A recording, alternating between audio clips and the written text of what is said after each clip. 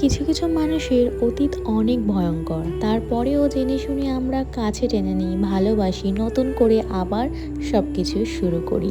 কিন্তু কিছু কিছু মানুষ আছে এতটা অসভ্য, এতটা অভদ্র, যাকে তুমি বারবার সুযোগ দেবে তোমার কিন্তু পিছনে সবসময় লাথি মারার জন্য সে প্রস্তুত থাকবে। সে কখনোই শোধরাবে না, কারণ সে একদম অতি জঘন্য অসভ্য একটা মানুষ। তাই বলি কি, জীবনে যেসব অসভ্য অভদ্র মানুষজন আছে জীবন থেকে দূর করে দাও, দেখবে নিজে অনেক ভালো থাকবে। কয়লা কিন্তু কালো, তুমি যতবার ধোবে কালো জল বেরোবে, সে কিন্তু সাদা কখনোই হবে না। তাই বলি কি, অসভ্য অভদ্র মানুষের থেকে দূরে থাকো, নিজে অনেক ভালো থাকবে। যে মানুষ অসভ্য হয়, অভদ্র হয়, সে কিন্তু কখনোই ভালো হয় না। শুধু নাটক করে ক্ষণিকের মজা নেওয়ার জন্য, ক্ষণিকের আনন্দ নেওয়ার জন্য। তাই বলি কি, অসভ্য অভদ্র মানুষের থেকে দূরত্ব বজায় রাখো এবং নিজেও ভালো থেকো।